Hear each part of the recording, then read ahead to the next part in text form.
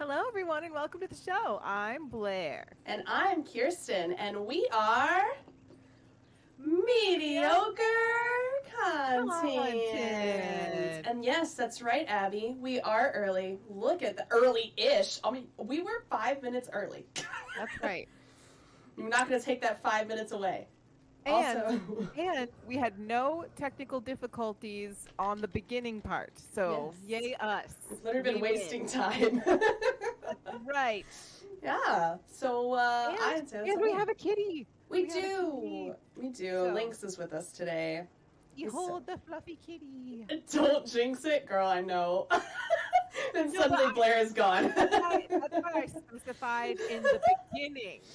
So, before we actually went on air, now it's fair game. Now it's fair game. You know what, life? Do what you need to do. It's fine. We're live. So what could go wrong? In and out of the void. I'll see you in the void, Blair. Right. Also, I feel like we never do these. I also want to go ahead and do our dailies. I feel like we always... Like, Abby, she's 55% Smarty Pants. That's freaking amazing. Love. I don't know. There's probably a cooldown on that. Abby, do you want to do the rest of them? You just go ahead and do you, and then we'll do it. No double for a little. He's at the gym. You know what? I get it. I was also at the gym today. I'm not a very good moderator for my own stream, but we'll make it work. Gosh dang it, Centric. You and your healthy decisions. Wait, what happened? He's at the gym. So he's not modding right now. I'm picking up now. Okay, I'm on it. I know what's happening. We are the mod. I like that. Yeah, I mean, we're okay. All right, let's see what you got, Abby. 42% mediocre. That's not very high. You got a 5-star. Pretty good. You're only a 2 on the freshness scale, though. Ew. Let's see. Can I offer you some deodorant? Do you need some? Oh, we're only 12% mediocre, which is pretty accurate for today. I think that's reasonable. Yeah. Smarts. We have 70%. Wow. That's pretty dang good. Big brain. We only have 2 stars. Accurate. I mean, yeah. And then we're a freaking 10 on the freshness scale. We smell great. I did shower, so that's great. Fresh. Ice, baby. Oh my gosh. That's pretty good for today. Despite the 2 stars, I think we're doing pretty good. Shout out to my husband, who should be in the chat, but is actually in class right now. I was going to say, don't we have another mod?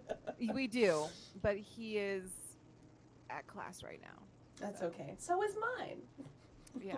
Who would also technically be a mod, but never is on. Who is literally... I don't even think he knows how to open Twitch, to be honest.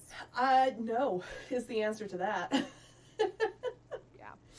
I just and then he vacuums during our podcasts, which is so rude. Honestly, he's a great housewife. 10 out of 10 housewife. 10 out of 10. I need to check my food. Ooh, when you come back, tell us what you're eating. What did you have for dinner? Have you eaten yet? Me? Yeah, you. I had a late lunch. I had some French fries. And... Peak.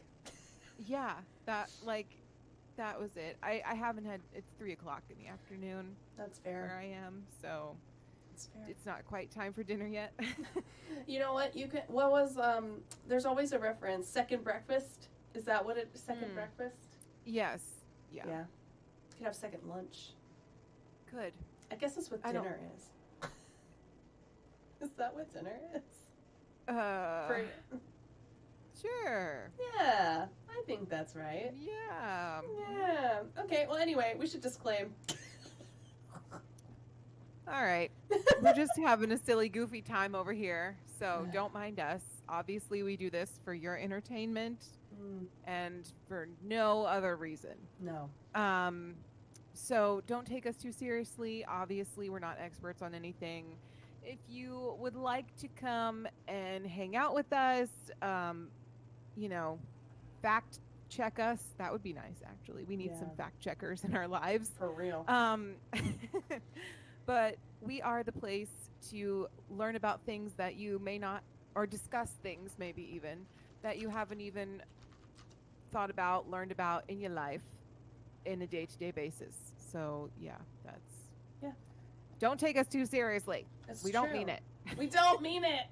And then I guess we'll just jump right into the good news, I suppose. Yeah, we can do that. Okay, cool. So we got some good news today.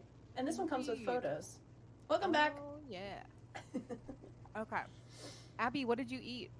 Yeah. Or what are you eating? Food reveal. Food reveal? Yeah, food reveal. Mukbang? Oh my gosh. Girl dinner. Girl dinner. I like that video of the lady that like is doing satire of the older woman taking her pills, and she's like, she won't take it unless you do this. She's like, well, I'm not doing that. She sings girl dinner. Oh yeah, like all the old millennials like in Yeah. a nursing home when we're older. Girl Oh my god. dinner. I would love that. Also, pasta at 11 p.m. is the exact right time for pasta. It's the exact right time for any kind of food. I agree. Perfect. I agree. Girl dinner. Okay, sorry. Moose mom or chicken mom. Ooh, howdy. Howdy. Welcome. You're right on time. Wait. You are. I'm so sorry to interrupt you again, Blair. Everybody in that house is sick right now, it seems. Poor little middle moose bro had the flu plus, what was it, strep? Ugh. I know. And then mom was like, oh, I'm not feeling good. I was like, oh no, it's taking over the house. That's what happens, man. It is. They go to school for like 1 month and then all of a sudden it's just like sickness. Yeah, they're getting exposed to all Yeah. these germs. Moose chicken mom. Same. Same. Any hoodle. I hope everybody's feeling better. Yes, agreed. Okay, go ahead. All right. The headline is passionate horror fan now earns thousands teaching creepy makeup tutorials on social media. Mm-hmm. Natasha Jane Wood used to sneak downstairs and watch her favorite gory blockbusters when she was young. It probably sounds crazy, but I used to fall asleep watching 28 Days Later, she says. But she's now 28 years old, and she inspired by Hollywood icons Tim Burton and Stephen King, obviously true Sure. icons of the spooky or spoopy genre. It's true. Let's see. Natasha studied special effects makeup at Bolton University in 2019, but the pandemic provided the perfect chance to try new techniques when she was furloughed from her job at a jewelry store. Honing her skills from her childhood bedroom in Darwin, Lancashire, Natasha found online fame after uploading her sinister looks to TikTok. She has since amassed over 6 million followers on social media and made her passion a full-time career. My little brother and sister thought it was a bit cringe at first, but now I have the same amount of YouTube subscribers as some of their favorite content creators. So they can suck it. In other words. Non-believers. Right, exactly. The Disney Princess series included Snow White, Cinderella, Sleeping Beauty, and Belle. Oh, I think I've seen this girl. You might. I got the pictures. Yeah. I think we'll see. We'll see when Okay. we'll see the picture. Okay, but I think I know exactly who this is. They were inspired by the Grimm brothers who did the original versions of the stories. With Beauty and the Beast, for example, I did one actually where she actually got scratched by the beast, so it turned gory. Nice. This is fun. Yeah. Quote, with Disney, it's all happily ever after, but you don't really see what would happen if it went wrong. That's cute. When TikTok began cracking down on gore, even fake gore, she turned herself into an unfinished Mona Lisa painting. In 2022, Natasha launched her YouTube channel and collected 3 million subscribers and realized she could earn a good living. Quote, a manager reached out to me on April 2021 from there, and I even had advertisements coming in from makeup companies like Tati Lashes and Natasha Denona. But it's nice to have a community of people, and especially since I talk about mental health and portray it with my looks. Mm. I did a series called Makeup Inspired by Emotions and did one themed on anxiety. Since those videos, I've had people reach out and say this is exactly how I feel and I can relate. So she goes on to say that she's very privileged and is grateful for her community. Um, and she's been able to take her grandparents on a holiday, Nice. or will be able to, or yeah, she was able to do it in June of this year. So fun. So that's very exciting. That is very exciting. And I have. So let's see the pics. I want to see. I've got this beautiful PowerPoint. Da, da, da, da. This will also guide us through the rest of the pod later too, but this is the good news part. So here are some of her looks. I love that little background you have. Isn't it cute? So cute. So here are some of her looks. Just a few. I don't know like what she's named any of them specifically, but this one is crazy. This one, oh wait, they're all crazy. And then she also had this lineup, and this is the one where she was talking about she did like the unfinished Mona Lisa and then some of the anxiety-based ones, which I thought were very interesting. So, yeah, I think she's yeah, those are pretty. She's quite the artist. That second one on there reminds me of the first Harry Potter movie. Oh my gosh, yeah. Yeah. Quirrell. He'll never be the same. So. Also, shout out to Middle Moose for being fever free. We love that. Yes, we love that. Wasted. I'm so glad you came in and used the Blair emote. Yeah. Oh, nice to see you, friend. Welcome in. Okay, so I'm not going to show you these photos yet, but I will just tease it. So the title of our stream pod today is Oh My Gourd. Oh my Gourd. Oh my Gourd. It's so creepy. I love it. So, we are going to be discussing a couple of things today, starting with an honorary mention. So the topic is Oh My Gourd because we're going to be talking about pumpkin carving and where that originated from. However, because he's dust now, Mom! It's true. I know it's true, but the way she just said, he won't be the same because he's dust. He dirt. Thanks, Mom. It is quite sad. It's okay. Lynx is freaking out because Puma's right here. Anyway, so honorary mention is actually... Single eyes. I know. He's a freaking mess, though. He's staring at Puma. Like, what are you doing? This is my area.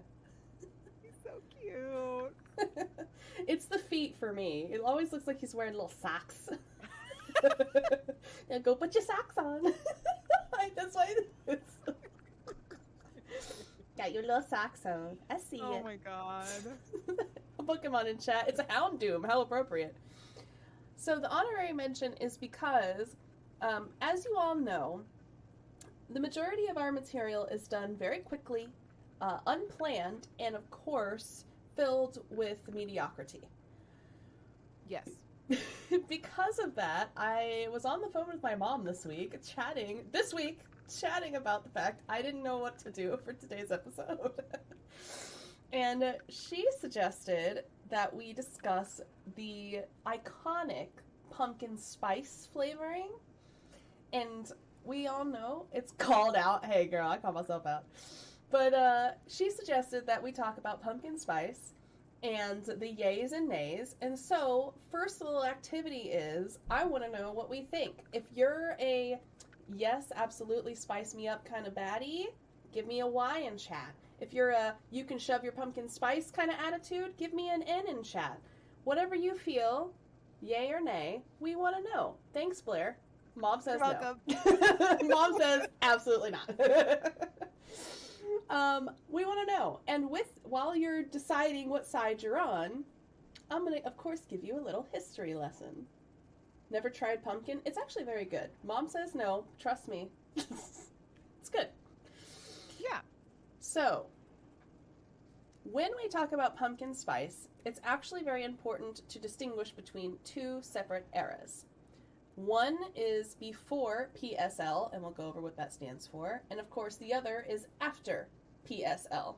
Like the spice, but not the pumpkin? Fair enough. PPSL, if you will, would be pre PP. PP's in chat. Don't actually do that. Papas. Sorry.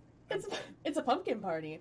PSL stands for Pumpkin Spice Latte, and that is the deciding factor between the eras. Obviously, that's from Starbucks. The beverage returned to cafes August 24th, but the earliest rollout of that specific drink was in 2003, and that's where the hype for after PSL began. Before that, though, pumpkin spice referred to a blend of spices used to flavor pumpkin pie specifically, often combining cinnamon, nutmeg, ginger, allspice, and cloves. The blend was long part of the American baking tradition, and in fact there are 2 recipes for spice-filled pumpkin pie, spelled Pompkin, in Amelia Simmons' 1798 reprint of the cookbook American Cookery, one made with nutmeg and ginger, while the other one was allspice and ginger.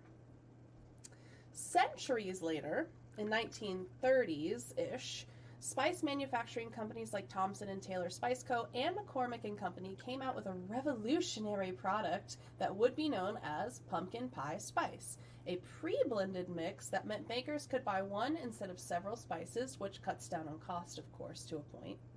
Can I just say something? I was doing some fall baking the other day, and I realized that I did not have any pumpkin pie spice in my pantry. Naughty. But I looked up a recipe for like the ones, like all of the spices that are in pumpkin pie spice. Yeah. You had all of them, right? And I did have all of them. Of course. And so I just combined them all together in equal parts. And now I have a little jar of pumpkin pie spice, and I didn't have to pay any money for it. And you're also out of all your other spices. Not true, because as we know, spices last for literal years. And I always forget that I have one, and then I buy another bottle, even though I don't need it. And now I have 3 bottles of cinnamon. I don't know what to tell you. I was literally just about to say it. It's always cinnamon.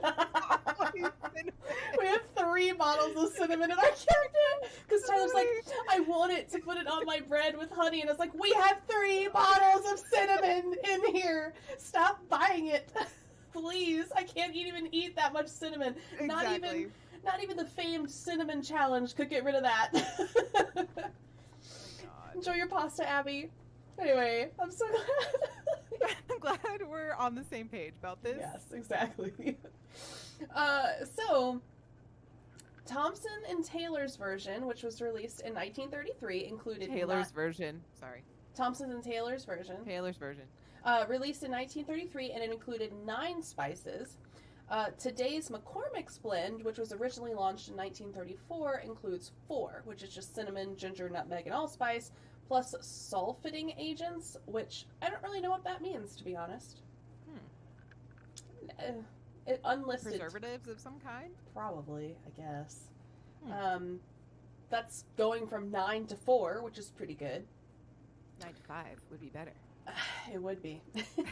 Not always, though. They do expire. Don't tell me that, Mom. 6 months? I have cinnamon from Lynchburg, Blair. Mom, I have cinnamon from Lynchburg. This is not great information. It's a relic. This does not bode well for us. Does not. Or our baking. I feel outed as someone who does not get in the kitchen very often. Just our whole cabinet is full. Toss that stuff. I can't. It's now a national treasure. Chicken Mom really be out here be like, you guys are nasty. As the resident baker, she can say that. You should make cinnamon rolls? Yeah, I'll make ancient century Lynchburg cinnamon rolls. aged cinnamon. Aged. You know what? That makes it better. Actually, I could sell that You could aged sell cinnamon that. roll. You could just take it to any hipster bakery and be like, this cinnamon has been aged for 84 years. It's literally traveled the world. It's been up and down the East Coast multiple times. It has a nice salty aftertaste. Christmas gifts are coming up. What a cheap investment. Thanks, Mom. You too can poison your family. Savage. This is not where I thought this was gonna go. I'm just gonna be so honest with you. I could not have foreseen this is where we were gonna go. But I'm so glad it did. I did that once for you, and she who will not be named. That's fair. That's fair. They were lovely, but I'm sure it wasn't from, what, 2016? Cinnamon bottles. That's fair. Yeah. Oh my god. Anyway. Uses for the spice blend did not stop at pie, which is great. Obviously, because now we have all these wonderful innovations, right? Yes, we do. So while it's unclear who the first person was to add the pumpkin spice into a latte, the idea wasn't likely Starbucks' invention, being the point. The Starbucks employee credited with bringing the idea to the company's name was Peter Dukes, and then the director of espresso, whose team created other seasonal drinks like the eggnog latte and peppermint mocha. So just kind of like adding it to their seasonal lineup.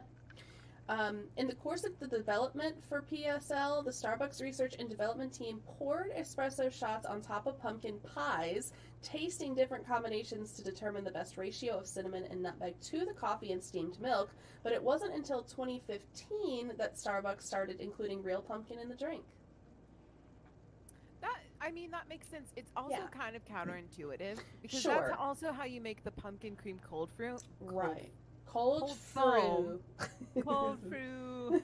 Yeah. Cold foam is you put real pumpkin in it, but pumpkin by itself, like out of the can or fresh or whatever, doesn't really have that much of a flavor. So you have to add the spiciness. Exactly, because it's a squash after all. I mean, it is a squash. Yeah, it's just very. I would say squash in general, unseasoned, just quite bland. It's a fancy squash. A fancy squash. It's a squash that has its own season. This squash wears trousers and a belt. Fancy. Fancy. Although PSL debuted in only 100 Starbucks stores in Vancouver, BC, and Washington, D.C., it's now available as a seasonal menu item around the world and has become Starbucks' most popular seasonal beverage of all time.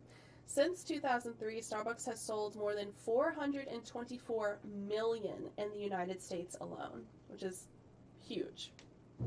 That's almost as many burgers as McDonald's has sold. I don't know if I enjoy that comparison. I'm just letting you know. America, capitalism, fast food. I don't know. Makes you feel very Seemed relevant at the time. Now I'm just gross. Went from pumpkin spice to like meat. Sorry. I took it in a bad direction. Let's steer back on the course. Fine. Fall, pumpkin spice, leaves, happiness, cat. Bro, are you okay? It's all right. It's okay. You're fine. It's okay. Okay, all right. Well, you can't go that way. You're blocked in. He was also disturbed. He said meat? No, we're talking about pumpkin spice, lady. Yeah, I'm sorry. That was my fault. His whole body is covering the screen at the moment. Give me 1 second. I like how we can see just one leg in the cat can. Just single yellow leg. There he goes. Okay, he's good. Pumpkin spice has become a cultural icon, a representation of autumn as emblematic as changing leaves. Whoever wrote this article was really into it. The drink's unforeseen popularity gives rise to an entire market of pumpkin spice products, leading up to the point where we are today, with pumpkin spice versions of everything from hummus, hard seltzer, marshmallows, and even mac and cheese, which I do not subscribe to, but that's okay. No, Wendy's has a pumpkin spice frosty, which I did. Sounds repulsive. I also thought that as well. I saw a video that says the only frosty Wendy's has is chocolate. Anything else, you're not a real frosty fan. And, I took that Yeah. to heart. I Yeah. agree. Honestly, Chris and I, every time we see an advertisement for the pumpkin spice frosty, we're both like, bleh. I Like we know, audibly yeah. make noise because it's just Yeah. it sounds disgusting. I like pumpkin spice in general. I just don't know that I'd like it in a frosty. Well, and frosties like are kind of mid, like as is. Like Don't not tell Tyler that that. might be a hot take, but frosties are definitely mid. The vanilla with the spice flavor might be good. Oh, you might be onto something. Yeah. Maybe we True. need to get a vanilla frosty and put our own pumpkin spice. Well, Blair made her own, so she can just use that. I'll bring it. Okay. The taste test with Blair's It's in a personal. little jar and it's got like a hand wrote pumpkin spice on it. That's so cute. Thank you so That's much. when you I know you're felt- a real fan. I was like, this must be how it feels when people learn how to cook. How it Like- chews to feel 5 gum. Right. Yes. No, exactly. That's really good. Okay, so that was thank you, Moose Mom, for the recommendation for the topic. It definitely made it in, so many calps in the chat for Mom. Damsel, thank you so much for the lurk. It's good to see you, lovely. I hope you're doing well. Indeed. Enjoy. Now into the juicy stuff. So we're going to talk about how pumpkin carvings came to be, its history, of course, and then I also have some photos that... Wait, hold on a second.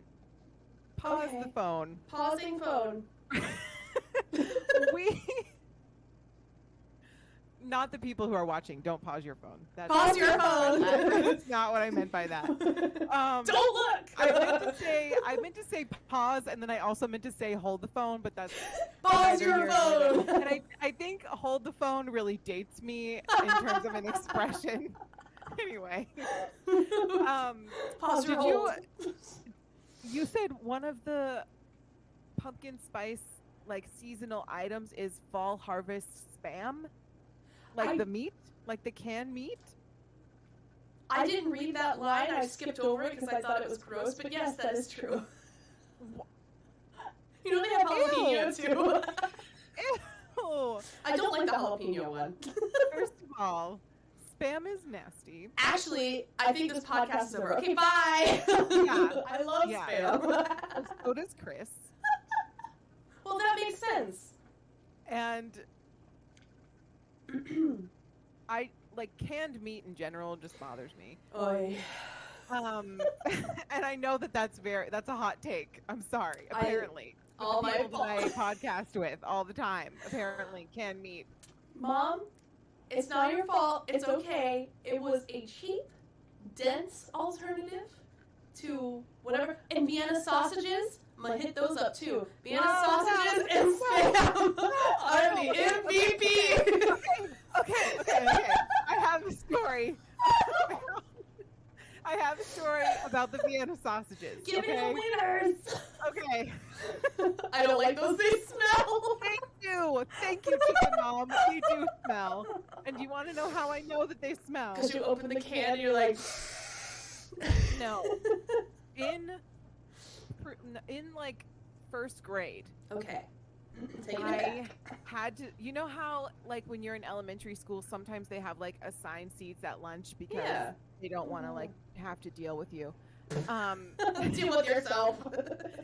And so I had to sit in front of this girl who every day pulled out Vienna sausages and like opened the can and just like stuck her little fingers in there and ate the Vienna sausages one by one with like a little thing of mustard. And I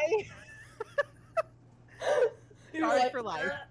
Scarred for life. I love that for you. Cannot do that. It smelled weird. There was mystery liquid. In Oh, the it's can. not a mystery. It is not a mystery. It was so nasty. And I can't. I'm sorry. All canned meat is forbidden. Forbidden. For Okay. me. Obviously, other people like it. You like it. Chris likes it. Mm, That's where we're at. But I I can't. love that Gigi loved them too. I will say I have not had a Vienna sausage since I was in school. It's not something that I like. I'm like, oh my gosh, I haven't had my sausages this week. Like it's not like that. But That's what she said. plural. She is crazy. living her best life. She's doing the most. Doing the most. Doing more than I would, that's for sure. Anyway, it's not like something I'm reaching for on a daily. But I do remember eating them and not minding them that much. I feel like I could have like maybe one or two, and then I'm like, okay, that's enough. I'm good. You know. All right. All right. So The fact, I'm glad that it wasn't like the best thing you've ever had, because then I would be sad for you. I had Vienna sausage and my life was changed for the better. Everything was different from then on. Now I include it in every dish. I will say, I do love Spam because it goes, like, you can make masubi and, like, Spam and rice with kimchi, and it's super quick to like, make, and you can literally season it with anything. Yeah. Definitely do the low sodium, otherwise you'll just keel over. Right. You know. Yeah. We buy the big pack from Costco. Of Spam? Of Spam. Yeah. Because Chris likes it. And it's so easy. Centric, welcome back from the gym. I'm glad the pasta's good, Abby. Yeah. So I'm glad we've gotten that off our chest. I didn't realize you were a canned meat woman. That's interesting. I don't think that's the label I'm using. That's not how I introduce myself. Added another like level to our friendship now. I'm like, wow. You know what else has cakes have layers? Onions have layers. Cake. Everybody loves cake. Everybody. It's been a really good stream so far. We are on one today. We are in rare form. I'll take it. Moose, are you heard twice? Am I heard twice? You heard? Heard? Anybody Like, else confirm? I don't know. oh, Oh, don't tell me. problem. How about now? Chicken Mom, have we been bad? Like, have we been? Has our audio Wow. been terrible this whole time? Do you want to try that again? I'm so sorry. My brain is still stuck on canned meat. I'm so sorry. Can you? Okay, wait a minute. I'm gonna gross you out. Are you ready? No. Prepare yourself. Okay, go ahead. I'm ready. Pumpkin spice Vienna sausages. Add a little bit of spice. It's so good. That mystery liquid is delicious. So gross. It's not really a mystery though. It's just nasty. preservative. Anyway, which is totally safe. Like that's better for you. It's just preservative. It's just preserving my insides so I don't die faster. Spiced sausage. Pumpkin spice and what the hell is wrong with you? We were talking about Thank Spam. you. We were, yeah, you kind of missed it, but yeah. I love Spam, and Blair hates it, and she also hates Vienna sausages, and that's where we landed. I think, yeah. Mm-hmm. Yeah. Yeah. That sums it up really nicely. So, pumpkin carvings. Yes. Sorry. Yeah. That was great. Yeah, okay. So we're actually talking about the carvings themselves, but we have to talk about the history because it actually didn't start with pumpkins, and I have some pretty creepy pictures to show you, and it's going to be great.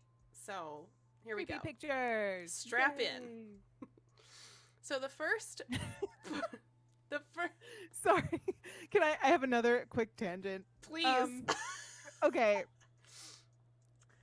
So there's a TikToker that I follow, and he works in like a sex shop. And Great. Great he start. does- and like the way he starts his TikTok videos is, "Hello everyone.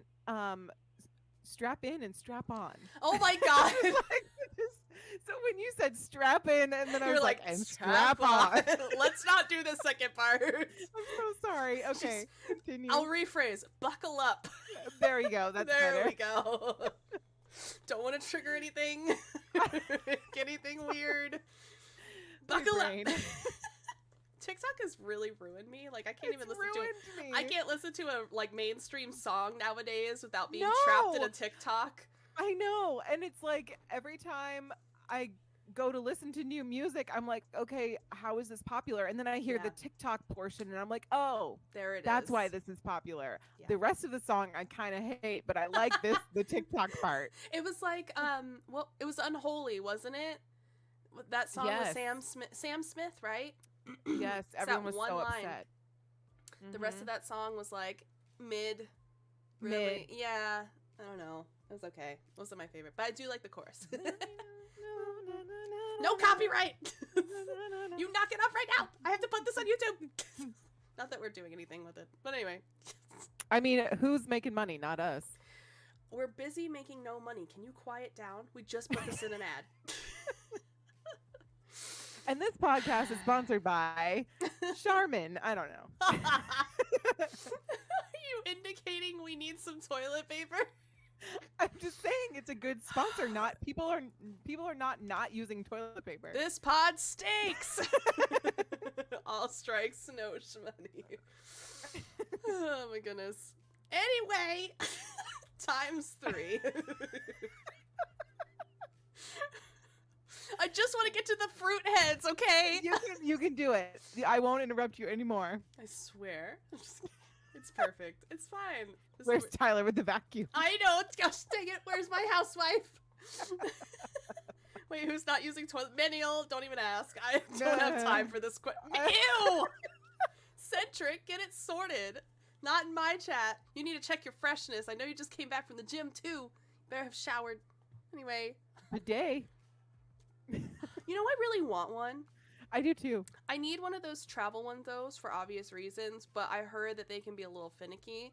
And plus, any rental, like, may not be super happy that we've rigged their water supply. Just take a shower afterward. Ew, Minial. Bro. You've now made my brain think about this one episode, this one TikTok where the girl was talking about, do you know that other mammals do not wipe after they go to the bathroom? Why would humans do that? And I'm like, you're disgusting. Oh, no. Oh, no. Also, the fact that you're on that side of TikTok is interesting. Very telling. Please, tell me about it. It's a mess. Okay. All right. Okay. You can do it. Honing in. Honing Blinders in. on. Here we go. 3, 2, 1, go. Fruit and veg heads is what this is called. Mooseless on this. I swear. The concept of using rounded fruit or vegetables to depict a human face goes back thousands of years in some northern European Celtic cultures. Or Celtic. I guess it's Celtic. Celtic. That's correct. I don't know why it looks weird to me now.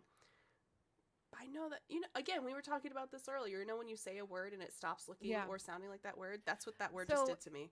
It's because the basketball team in Boston is called the Celtics. That's right. But it actually should technically be the Celtics. Exactly. Mm-hmm. Okay. Yeah. Cool. Rounded fruit for faces. Yes, we're getting there. So it may even have started in pre-Christian origins, which is surprising probably to a few of you. That evolved from the custom of head veneration, or potentially even represented war trophies taken from your foes, of course, because, Only in emojis is rounded fruit butts. Rounded fruit butts. In this particular context, it is faces. Right. Yes. The idea took deeper hold during the Celtic festival of Samhain, which was originally celebrated on November 1st and inspired many traditions of what we now consider modern Halloween. On Samhain Eve, October 31, spirits of the dead were thought to mingle with the living, and to ward off restless souls, people donned costumes, carved frightening faces into root vegetables, such as beets, potatoes, and turnips, which were also usually plentiful from that recent harvest. So it was just whatever they had on hand, of course. Right. Seasonal. Correct. A practical purpose also evolved. Metal lanterns were quite expensive, so people would hollow out their root vegetables and then, of course, put a candle in it to light things. Over time, people would just start carving faces and designs to allow light to shine through the holes without extinguishing the ember, because, of course, you need oxygen for the flame, so if you have it closed up, it's just going to go out. And then all of this information has actually come from the National Museum of Ireland in their Country Life exhibit, I believe is what it's called. So if you ever visit that museum, you can see firsthand how terrifying some of the turnip carvings were, and we'll see a picture of them. But a plaster cast of a carved turnip lantern common during the 1900s called ghost turnip haunts the museum's permanent exhibitions. So that's fun and horrifying. It is fun and horrifying. I was looking up Yeah. because you know the in Harry Potter 5, I think it is, Okay. where he's on the night bus and there's the floating the head. I feel like this is the same vibe. It could be. I think you're gonna. Yeah. Just wait till I show you the picture. Okay. All right. It gave me nightmares. Anyway. Oh, good. Great. So we also can't talk about pumpkin carving and vegetable carvings without also bringing up the story of, jack-o'-lanterns and Jack himself. So we're going to talk a little bit about that origin story. If you want to, Blair, you can. Yes, I would love to. The origins of jack-o'-lanterns aren't limited to produce. The term also refers to people. According to the Merriam-Webster dictionary, according to Merriam-Webster, period, in the 17th century Britain, it was common to call a man whose name you didn't know Jack, similar to like John Doe now, I guess. Probably, yeah. A night watchman, for example, became known as Jack of the Lantern or Jack-o'-lantern, which that's very fun. It is very fun. I feel like you could make a movie out of that. You absolutely could. Have they? I haven't seen any. I'm sure there's Jack movies. Jack of all trades. Yeah. Oh my gosh. Yeah. Jack and his lanterns. It's just a man in a room with a bunch of lanterns. My precious. Oh God. Jack needs a little help. Jack needs help with his lanterns. Just a little bit. Okay. So, and then Smokey Bear from like the national parks is like right outside. Be like, you better not tip any of those over. Only you can prevent wildfires. Wildfires. You know what would be great? I'm going to go on a tangent now. What would be a great movies for this would be a guy who thinks he lost his head and is now in an insane asylum. And like he thinks that he's surrounded by pumpkin heads. Ugh. We could develop that. New movie. Now we're going to be like producers. Okay. Sounds good. Okay. New venture. Hmm. And he loves pumpkin pie? Yes. You have to have that. So as a kid growing up, he would always eat pumpkin pie. Right. And then he developed some kind of, or had like a traumatic event of some kind. Right. And developed some problems. And now feels like he can only wear pumpkins on his head for it to be sufficient. And he tries to carve it into his face. No Vienna sausages with No Vienna sausages with him. Extra Vienna sausages. Oh, she's frozen. I know. So you were frozen a minute ago and your face was like... You were like, I love this. It's so great. Okay. Quality. This podcast is sponsored by Blair's Shitty Wi-Fi. That was a great You're one. welcome. All right. Then there's the 18th century Irish folktale of Stingy Jack, I guess. an unsavory fellow, often said to be a blacksmith, who has had a fondness for mischief and booze. Who doesn't? Dozens of versions abound, but one reoccurring storyline is that Stingy Jack tricked the devil twice. When Jack died, he found himself barred from heaven and from hell. So purgatory? I guess. But the devil took some pity on Jack, giving him an ember of coal to light his turnip lantern as he wandered between both places for eternity. Again, inspiring the nickname Jack of the Lantern. I think or I'm Jack-o'-lantern. Screw pumpkins this year. I'm getting turnips. Turnips. Turn up. Turn up with the turnips. I'm gonna do it. Happy Halloween. Here's your turnip. Here's your turnip. Just get everybody a bushel of turnips. Turn up. Exactly. Yeah. Nobody wants that. No. Turn up the beat, and then you get a beat to go with it. Oh, I could put a pack. I just wound them together, and they can just have both. Good luck with your Yep. stew. The poor children in your They're neighborhood. gonna have so much fun. They might love it, honestly, but like, what the heck is this? We for Halloween this year we bought a big pack of Pokemon cards from Costco. Perfect. We're going to be giving those out. They were a hit last year too. See, I think that's a great idea. You do the Pokemon. I will give fruit and veg, and I, that'd you be know, great. Actually, I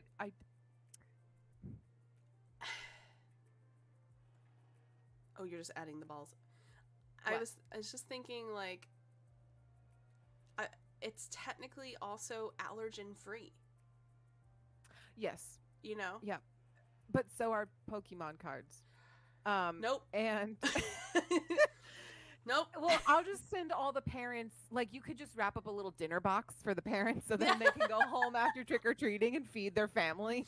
And then I will deal with the kids and like have actual good things for Halloween. Gotta trade them all. I am now going to be putting my century-old cinnamon in the box as well. Oh God. Party platter. Sorry, go ahead. Like you're the like kitchen witch or whatever, and you're just like, witch. come here, my child. Here's some terrible produce and some 95-year-old cinnamon for your wealth and good living or something. I don't know. Come get your radishes. I could do that. Kitchen witch. I'll claim it. I'll claim it. Good. All right, manifesting. All right. Let's see. I like lost my place. Here we go. Quote, it was also used as a cautionary tale, a morality tale, that Jack was a soul trapped between two worlds. And if you behaved like he did, you could end up like that too. So it's basically a ploy to get kids to act right. That's fair. The story also helped explain ignis fatuus, a natural phenomenon that occurs in marshlands and bogs, such as those in Ireland's countryside, producing flickering lights as gases from decomposing organic matter combust, which that's cool. I didn't realize that. Also gross. Also known as fool's fire, fairy lights, will-o'-wisp, and eventually jack-o'-lantern. It often seemed like a floating flame that would move away from travelers. If you would try to follow the light, you could go into a sinkhole or bog or drown. Oh, that's terrifying. Yeah. People thought it was Jack of the Lantern, a lost soul or a ghost. That's cool. I did not realize that was a natural phenomenon that existed. It's beautiful, isn't it? It is. Have you seen, speaking of natural phenomenons, have you seen the Spooky Lake Girl on TikTok? Yeah. Hello. Spooky Lake Month. Love Haunted her. hydrology. Yes. Shout out to her. She's really amazing. educating me on all these weird lakes. Yeah. It's creepy. Yeah, it is creepy, but it's like lovely. I love her. Yeah. Okay. The origins of jack-o'-lanterns aren't limited to produce. The terms also refer to people. Wait, this is the wrong thing. Wait, didn't I just read? Oh, so it's double. Yeah, I might have just doubled it up. Whoops. Fixed. Okay, so I'm done. Yay, done. That's it. And so now from the countryside of Ireland, we're going to fast forward to the Americas because that's where things got a little farther from the original tales and farther from the original folklore, because obviously these days quite different than what we were experiencing then. The tradition of jack-o'-lanterns had obviously taken root in the New World, however, showing up in early American literature and media. Writer Nathaniel Hawthorne referenced one in his 1835 short story, The Great Carbuncle, and again in 1852 with Feathertop, about a scarecrow with a carved pumpkin head. According to Cindy Ott, author of Pumpkin, The Curious History of an American Icon, the first image of a pumpkin jack-o'-lantern is likely one that appeared in an 1867 issue of Harper's Weekly. I can't... Oh my gosh. I thought you were so still. I thought you were frozen. That was quite the still. Gotcha. That was very good. You're welcome. I'm going to do it again. Are you ready? I'm so ready. It is quite unnerving. You were actually really good at it. So fun. Washington Irving's The Legend of Sleepy Hollow, of course, first published in 1820, and I know that one as well. It's very popular here. And republished in 1858, propelled the pumpkin into American culture like never before. In the short story's climax, the headless horseman chucks an uncarved pumpkin at Ichabod Crane, who is never seen again. But most images of the terrifying villain portray him holding a fiery jack-o'-lantern, which helped the story become a perennial Halloween favorite. And I can say that when we were younger, Moose Mom took us to Halloween thing at Busch Gardens, and if you did the train ride, somebody would be like riding next to you, and he would have like the pumpkin head. Yeah, That was really I remember scary. that. Yeah, that was spooky. Spooky, scary skeleton. If you get us copyrighted, we're gonna continue to be broke. Either way. It'll be fine. The legend is considered a Halloween story probably because it was one of the first internationally well-known horror stories, says Sarah Muskia, executive director of the Historical Society of Sleepy Hollow in Tarrytown, which is a mouthful. The pumpkin became associated with that element of fear, and that's why the jack-o'-lantern comes out, because it's with the galloping Hessian, or soldier, the headless horseman, whatever you want to call him, which is pretty scary as a kid. Yeah, horrifying. definitely. In the 19th and 20th centuries, the influx of Irish immigrants who brought their traditions and folktales also helped shape the story of jack-o'-lanterns in America. They discovered that pumpkins, not indigenous to Ireland but common in North America, were much better suited to carving than turnips or potatoes, obviously. Obviously. First of all, scale. We're talking massive difference. Well, and potatoes are like solid all the way through, which is kind of, I mean, not ideal for carving. I think turnips are pretty solid too, if I'm not They mistaken. Are. Yeah, that would be correct. I mean, a pumpkin, you just take the top off and you're like, scrape out the guts and you're good to go. Squash life. As more Americans began to celebrate Halloween, the jack-o'-lantern emerged as its most iconic image. A review in the Atlanta Constitution described the 1892 All-Halloween party at the home of Atlanta Mayor William Hemphill in glowing terms. The quote says, "Never in the annals of Atlanta society has a more unique and brilliant entertainment been given, with the decor showcasing all sorts of smiling lanterns made of pumpkins cleverly carved with faces." End quote. Wow. Wow. The carved gourds have come to serve as much more than mere decoration. Despite their often fearsome look, jack-o'-lanterns now symbolize a welcoming sense of community. At Halloween, you don't go up to somebody's house unless they have a jack-o'-lantern or unless the light is on. I just like to say for all the kids that keep knocking on my door when the light's out. It's about cementing a community, projecting good values and neighborliness. The pumpkin and jack-o'-lantern take on those meanings too.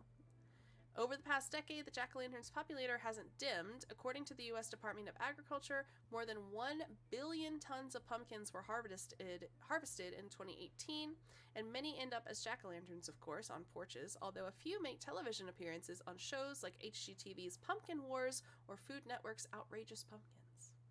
Nice. Yeah. So would you like to talk about the pumpkin pandemic? Sure.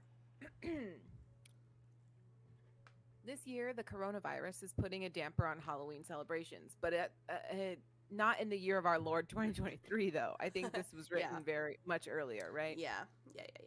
This was like 2020. Okay.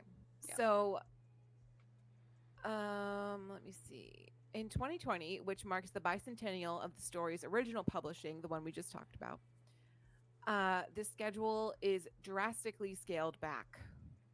But the great jack-o'-lantern blaze, illuminated by more than 7,000 hand-carved pumpkins, is opened with reduced capacity, advanced ticket purchases, and social distancing. And I think this was in New York, by the way. This was it's Sleepy Hollow, New York. Yep. Yeah.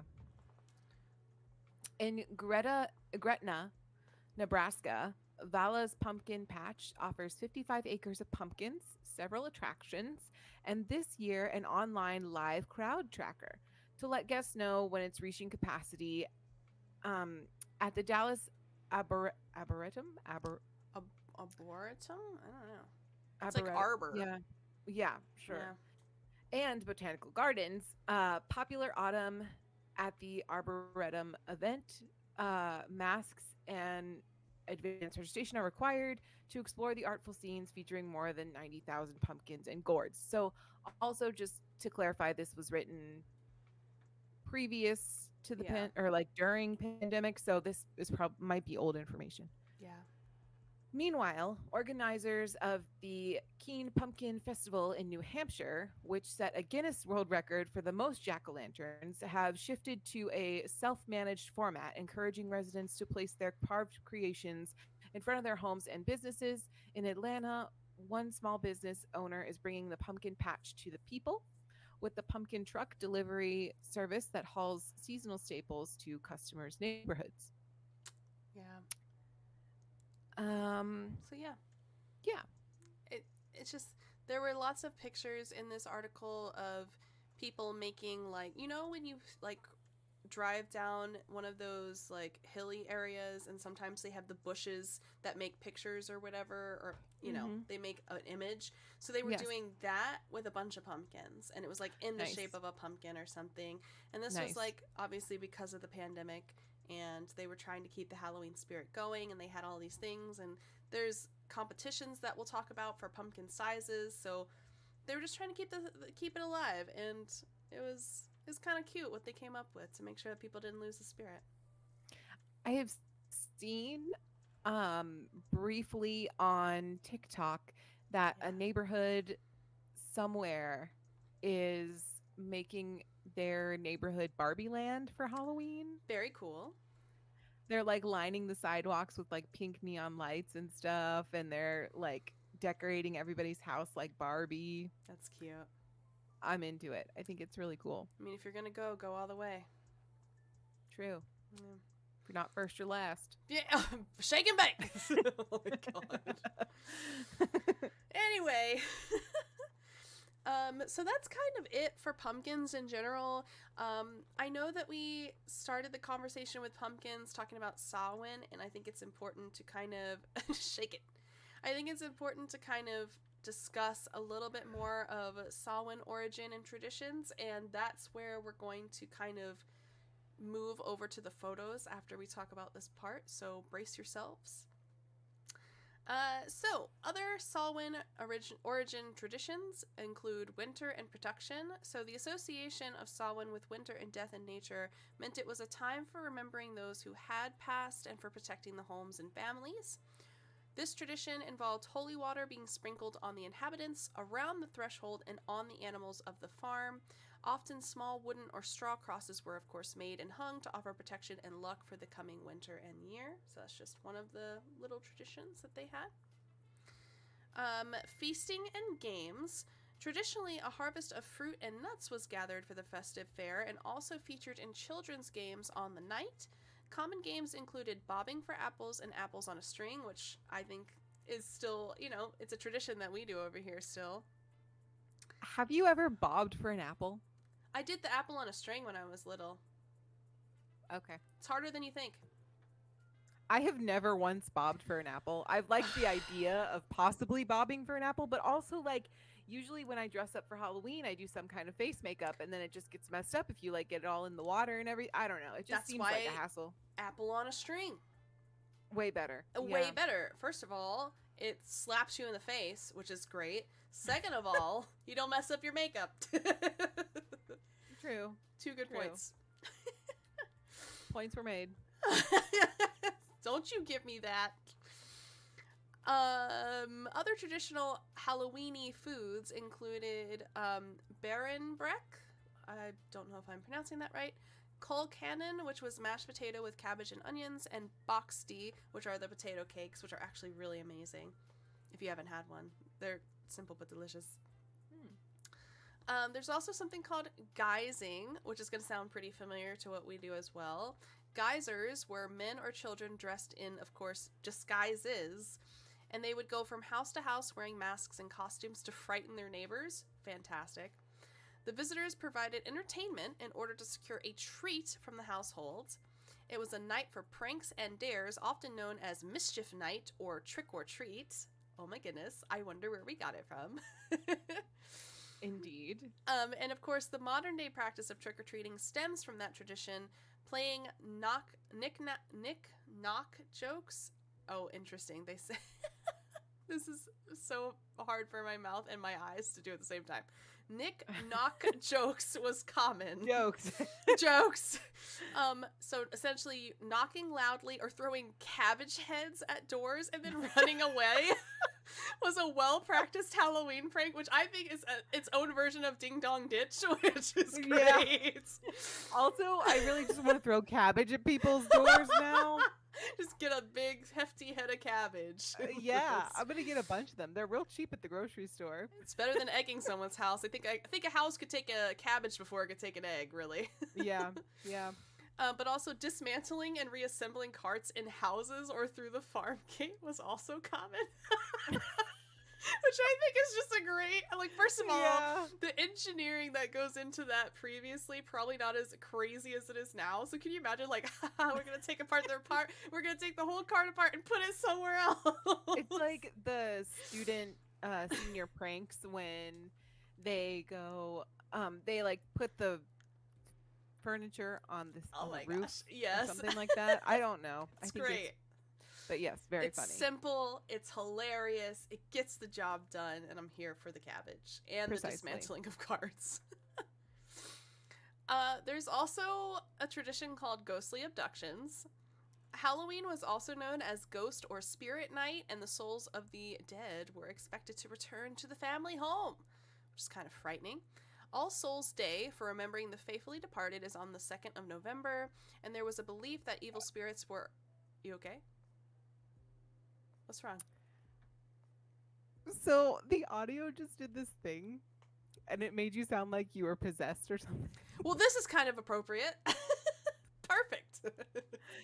You literally, like, I froze for a second, and then all of a sudden, everything you said came in all at once. It was like, and then it, like, booted me back in. I love and that. Everything was fine. That's why we got 2 noodles. That's why we got 2 stars. Stressed. It's fine. I'm sorry. Are you okay? I'm oh my fine. God. It's all right. Centric's a 10 on the freshness scale. It's amazing. Good for you. Whose horse is that? Whose horse is that? Anyway, ghostly abductions. There was a belief that evil spirits were about on Halloween, so people avoided traveling alone on this night for fear of course, being abducted. Fairy mounds, trees, or forts were also avoided, and people who had to travel on the night often took with them a black-handled knife or a steel needle so they could just if they needed to, because that's going to take out a ghost, let me tell you what. Of course, as we talked about, scary lanterns were also part of the tradition, and candles were placed in windows. Carved turnips, which we'll see, were popular for turning into scary lanterns for walking with or placing in windowsills. And the pumpkin that is prevalent today is an American development, of course, as we talked about, of that idea. Masks. People believed that this night the spirits of the dead would be on the move, so they were trying to put masks on to frighten them away. Which makes sense, I guess. Yeah. Sure. There's also Berenbrock, which was the traditional cake eaten at Halloween. I wish we had a traditional Halloween cake. That would be great. Oh, I don't smell as much now. Thank God. Good for you. Indeed. Oh, 7. Yeah, that's pretty good. Many people are familiar with the tradition of putting a ring into the cake. Whoever receives the lucky slice is destined to be the next to marry, which reminds me of like Mardi Gras. If you find the baby in the cake, you got luck all next year or something like that. Right. Yeah.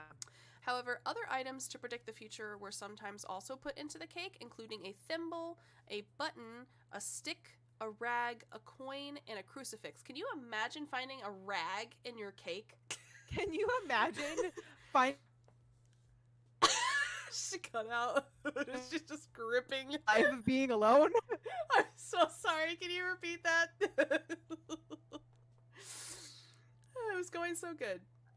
Can you imagine Yeah. getting a thimble and realizing that you're destined to a life of being alone? Can you imagine crunching with your full adult teeth into a crucifix? I think I'll take the thimble. Jesus, take my teeth. Jesus, take my teeth to a whole nother world because your mouth will never be the same. Nope. Jeez. That took a dark turn, I know. Can you imagine being single? Can you imagine being gummy? Links! Sorry. Sorry, he's going to show you Links cannot imagine. He said, here's my butt. Sorry, Like, everybody's... y'all need to calm down. Sorry, y'all are looking at his butt now. I'll turn it off so you don't have to look at that. I want to see it. Oh, okay. Stop looking at my cat's butt, Blair. Ew. It's so fluffy. Rude. It's mostly his tail anyway. It's not inappropriate. Yeah, at least he's covering himself. Yeah. Fortune telling.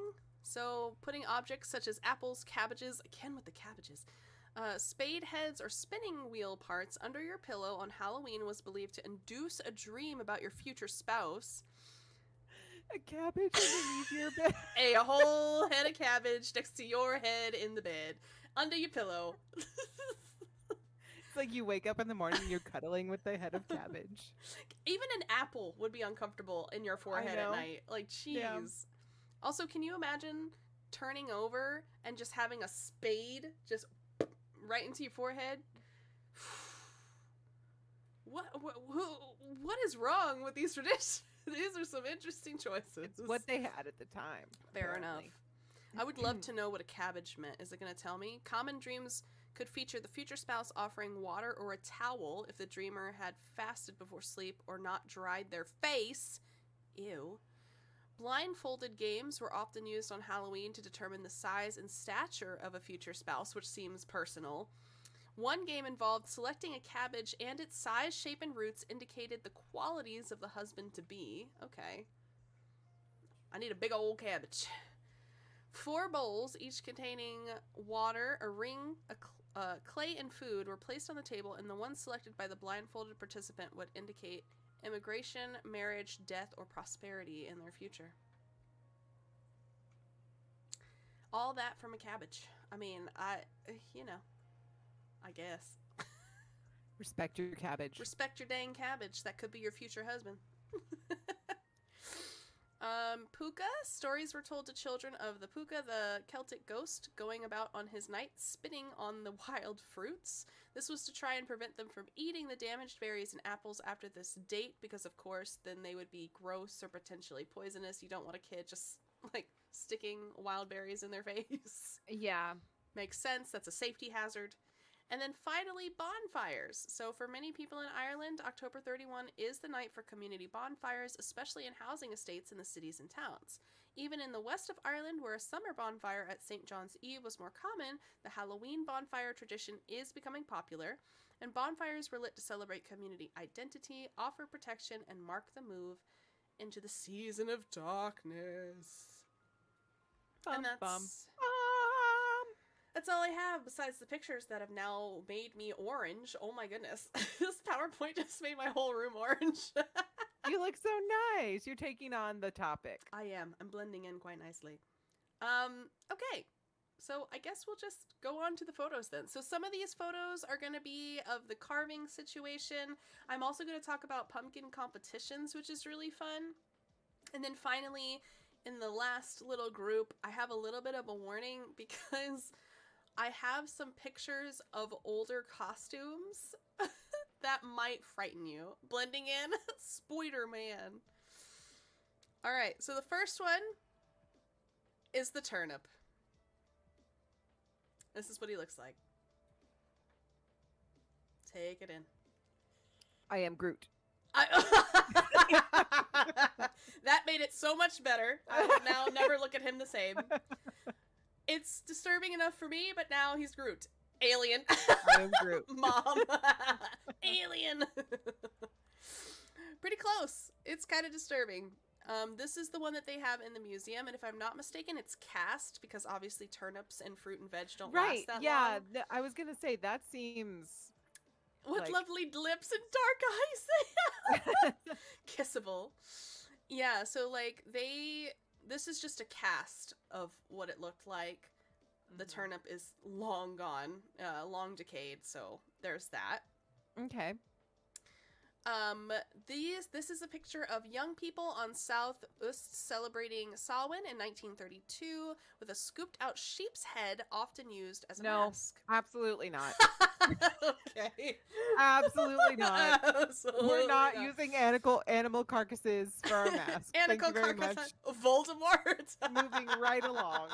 Oh, so the turnip's fine. The turnip is fine because it's a vegetable Okay. and not a sheep. Or a former sheep, I should say. A former the late sheep. Anyway, so yeah, there's that. We'll move on. This charming gentleman was the winner of the 2022 Safeway World Championship Pumpkin Way Off, which is held in Half Moon Bay, California. Two-time winner Travis Ginger of Anoka. Is that Minnesota? Minnesota. That's what I was thinking as well. Minnesota? Minnesota setting a new North American record with his rhinoceros-sized 2,560-pound Mega Gourd. And if you're interested, you can go see the Mega Gourds in Half Moon Bay, California, October 9th, 2023, for the Way Off. And this is the ring that you receive if you win the Way Off, which is pretty good. Additionally, outside of... Did they give, like, a Super Bowl ring to these people? But wait, there's more! So, right, he is in Minnesota, isn't he? He should go see the pumpkin thingy. But he should just go to the Half Moon Bay instead of Minnesota. Mm.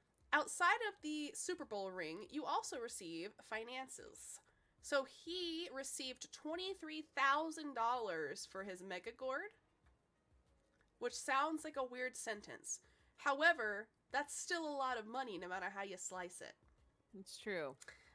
Second place got $3,000, third place got $25,000, fourth is $2,000, and then anything after that is about $1,000. But you can see, I mean, even a 615-pound pumpkin is still massive. Holy peanuts, I know. It's a lot of money. Gilroy, California, the guy from 10th place, he lives like 30 minutes from us. Oh, nice. You should go hit him up. Be like, can I see your gourd? I will not be doing that. Hey man, got any gourds? Time to become a farmer. Got any? What is it? What does the duck say? Got any grapes? Grapes. Grape. Got any milk? It's definitely grapes. So close. I forgot what it was. Got any turnips? Got any milk? Oh my gosh, you just made me think. It also fits, okay? I need to text Nadira and be like, all hail to the milkman. No. That video is weird. What a great era that was. It was literally you and Nadira showing me that and like changing my life forever in a terrible way. In a wonderful, prosperous way. Oh my god. She is in Germany, yes. Living the time. She got to take, speaking of pumpkins, the pictures that she posted of the pumpkin Pokemon in Germany are immaculate. I'm so jealous right now. Oh my god. Germany. Hi Quip, good to see you. We're talking about gourds. I know that you should go see Mom because they look fantastic. They had a charm. Oh my god, Quip. Thank you so much. So good to see you.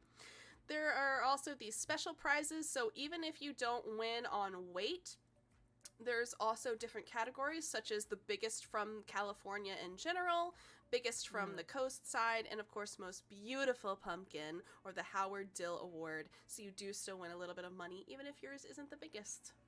Which is kind of cute. Okay, this is where things get creepier, and if you thought the sheep carcass was one thing, you're going to hate yourself here. So anybody who's a little bit like creeped out by old photos or creepy costume photos, now would be the time to leave. I don't have anything gory or gruesome. It's just kind of unnerving. Immediately enters the void. Okay, bye, Blair. Bear milk? No. Got any grapes? Neither. If you really do not want to look, that's totally fine. We're gonna go through them. All right, here we go. Brace yourselves. It's not even that bad. So this is the first one. There's literally no context. These are just photos from costumes between 1900 and 1950-ish.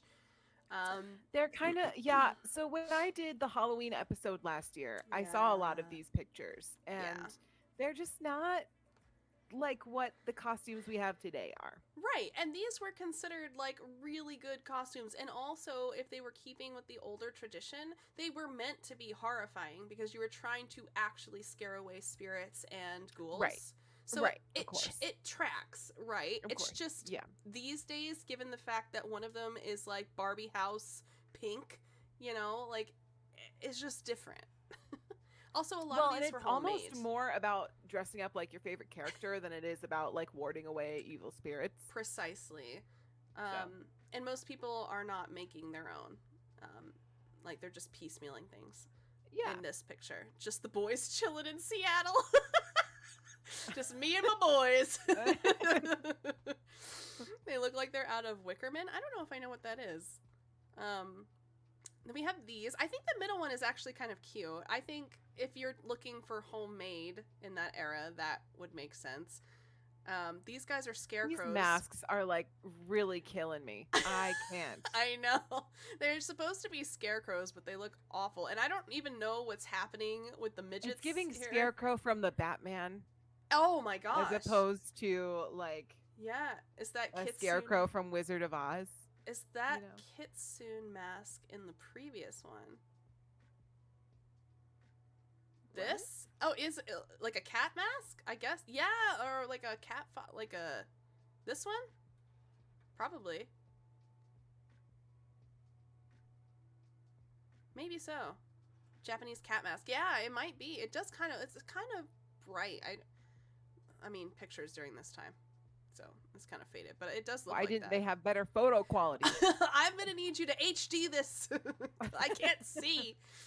But yeah, these are kind of creepy. These are also creepy. I don't know what they're supposed to be. They're small. I guess they're children, but they're also wearing boxes. I don't know. I don't know. I'm not even going to bother trying to figure it out. Nope. I have no idea. This one is actually super cute. I'm assuming this is kind of 20s era, given her kind of look. I mean, they look like they might be from the 20s or something like that. They're having a good time. Yeah, I don't know. This one looks okay. Colors, am I right? I know, it'd be so great to have color photos. These are definitely spookier. They're also children, which makes it 10 times that box trolls. I know. That's probably exactly what it is. Yeah, these are creepy. I don't like these. I don't like these either. But yeah, this is what it looked like. I'm not feeling it. Yeah. Yeah. Yeah.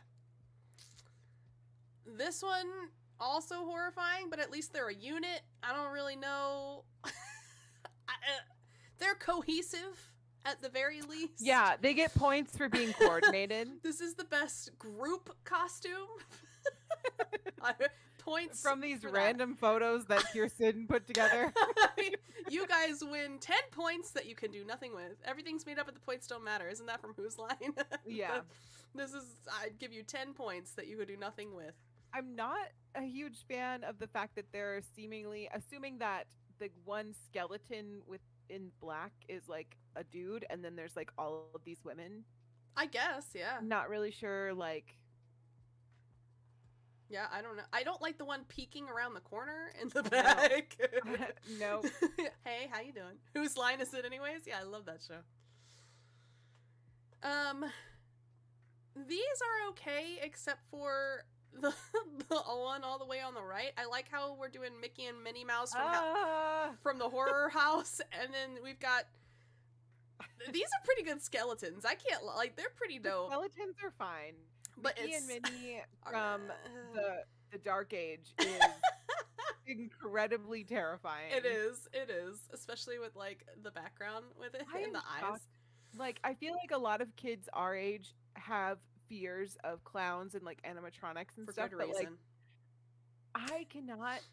Like I can't believe that more people in the 50s weren't like totally afraid. It was normal though. I guess. I guess, yeah.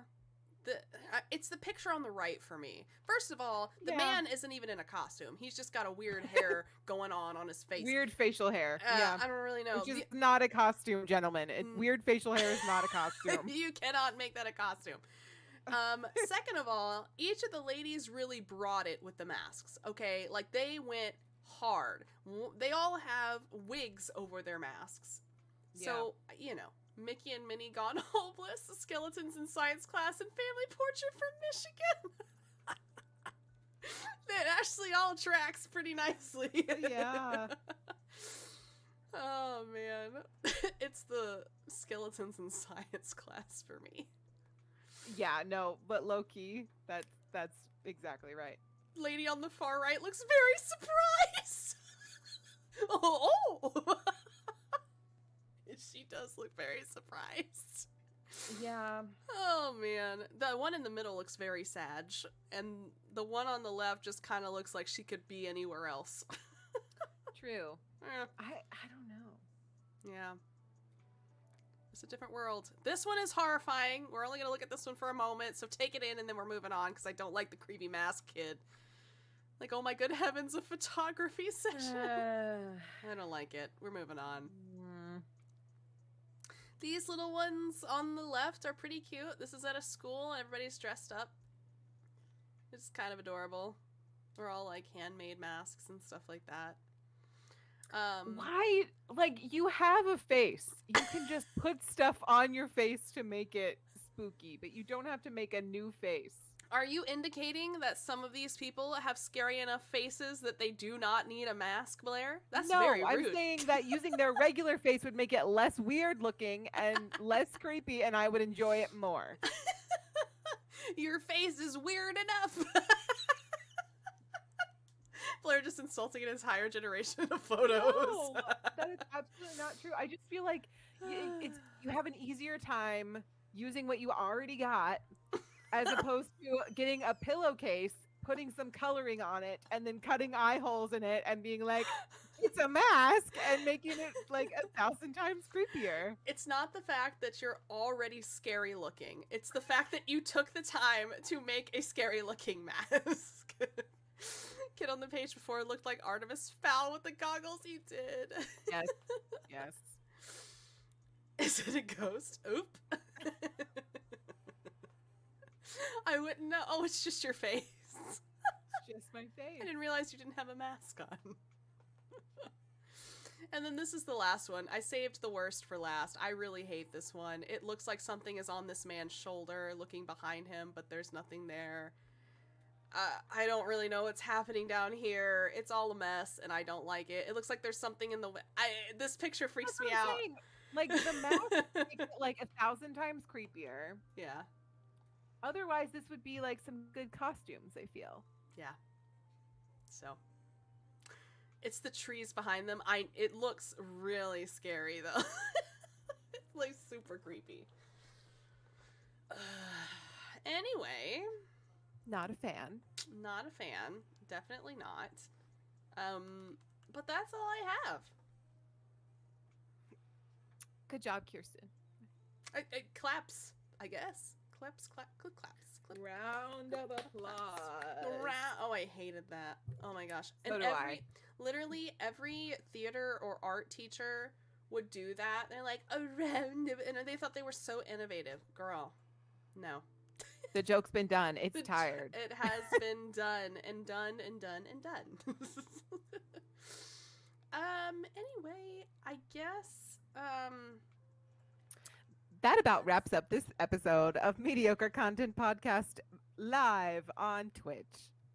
I like the way it was actually pretty good. I guess I like the little sloths. That's so cute. Yeah, the sloths are really cute. That's Cat's emotes. So cute. So I guess let's go to who do you guys want to rate? Tess, hey, thanks for the first time message, lovely. I hope you're doing good. Thanks, Mom. I love joining these for the tail end. Hey, look, man, I don't make the rules. Doing the best we can over here. Normally I would rate out, but I think I'm gonna save it. I think we're good for tonight. Yeah. Blair and I are going to be doing our pod recording finally because we're not procrastinators at all. So we're literally doing it right after this. So we're going to step away and go do that, I guess. Yeah, It's we're okay, making more Tess. content for you guys to listen to on Spotify and just- YouTube. Yeah, exactly. More content for you. Thank you guys. Who's just going to rate out to herself? Let me just head over to my other Streamlabs. Oh, man. But hopefully you guys enjoyed it. Thank you so much for being here. And I guess we'll tell them goodbye. Okay, bye. Okay, bye. No, I'm just kidding. No, but Oh. really, There we go. you can follow us Yeah. on, let's see, you can follow us on TikTok. You can follow us on Instagram. Yep. You can send us an email if you're old fashioned like that Fair. at mediocrecontentpodcast@gmail.com. Yeah. You can rate us 5 stars anywhere you listen to podcasts. Please and you can do. see us here every other Thursday. Yeah. And we have 4 5-star reviews on Spotify right now. So thank you so much. We're so grateful. Indeed. Indeed. And we will see you guys in 2 weeks or next week in our regular pod. Cheers. Bye. Go ahead and email us, Quip. Hell yeah. Okay, Kirsten, push the button now. Sorry. All right, bye, guys. Okay, bye. No, we do not take MySpace. Bye. Oh my God. What if we had a MySpace though? Can you imagine? Oh my God. No. Maybe- okay, we'll I start at a barely MySpace. had a MySpace when MySpace was a thing. I didn't even have a MySpace. No MSN. MSN. My mom still has that. Mom, I'm not even going to call you out for that. Bye, everybody. It just keeps going. It's insane. I know.